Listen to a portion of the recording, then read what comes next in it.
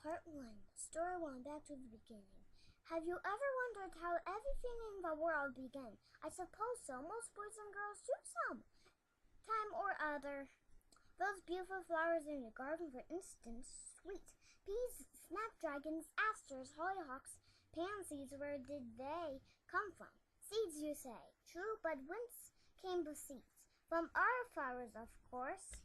And those flowers from still other seeds, and so on back to where? Where's your dog? Where did he come from? We got him as a puppy, you say, and he has a very fine pedigree. So that means you know his father's name and maybe his grandfather's. But how about before that? One thing you can be very sure of. Your dog's grandfather was once a puppy too, and he had a father and a grandfather. And so on back to when? Then there's that rooster in your neighbor's yard that's crowing all the time. Where did he come from? An egg, you say? Right? But a hen laid that egg, didn't she? To be sure, she did. And she came from an egg herself not so long ago. And that egg was laid by another hen, and so on back to, but back to what?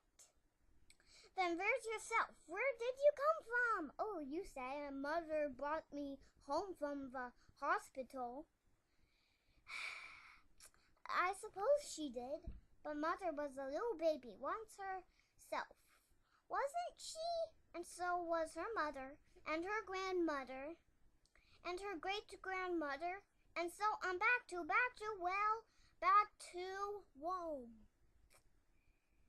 Think of the mountains too, and the wooded hills, the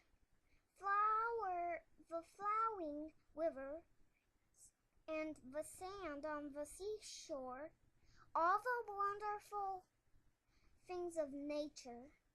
Were they always here, just as you see them now, or did they too have a beginning, and if so, when and how?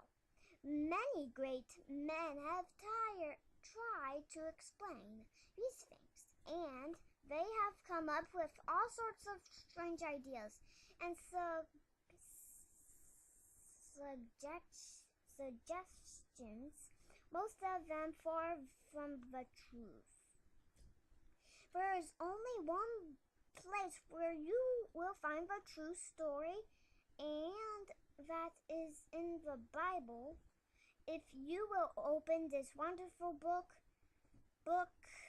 you will find that the first part is called Genesis, meaning the book of beginnings. Here you will find the answer to all your questions.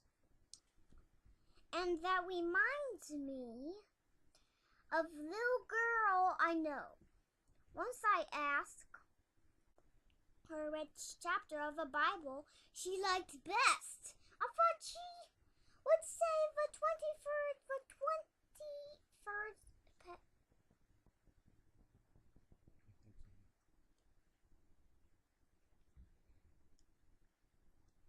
Pass on the one that begins. The Lord is my shepherd.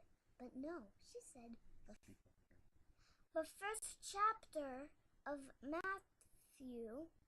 I suppose you like it because it tells about how Jesus was born. I said, oh no, she said. I like it best because it's all about the baguettes.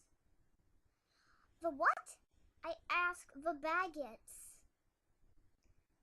She said, so I opened my Bible and turned to Matthew 1, and there it was. Abraham begat a sack, and a sack begat Jacob,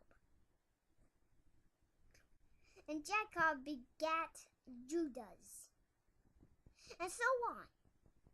I asked her if she knew what it meant, and she said no. But I do like the baguettes. So I told her it meant that Abraham had a little boy, and Isaac had a little boy, and Jacob had a little boy, and so on. But I think she still liked the baguettes best. Then I told her that put the other way around it would read. And Jacob had a daddy, and Isaac had a daddy, and Abraham had a daddy, and so on.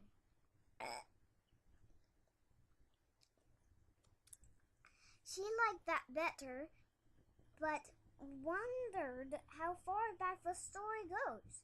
I told her what Luke says about it in this third chapter. Verse 34, Luke picks up the story at Abraham and carries it back further and further and further. He tells us that Abraham was the son of Sarah, which was the son of Nachor, which was the son of Sarah, and so on. Such strange names, but they were names of real boys in the long, long ago. Then, having told us the names of Abraham's great-grandpa and great-great-grandpa, and so on, Luke says that Enos was the son of Seth, which was the son of Adam, which, how very wonderful, which was the son of God. There the story ends, and it ends there because it cannot go any further. It goes clear back to God and stops. And that's where you go back to. And Daddy and Mama, and everybody's daddy and mama, everybody's grandpa and grandma, everybody's great-grandpa and great-grandma, they all go back across the years, across the centuries, to God. Not to a monkey, not to a tiny tadpole in the sea, but to the great and glorious God who made the world and man. And that's exactly what we read in the first words of the first chapter of the Bible. I'm the beginning Bible. In the beginning, God.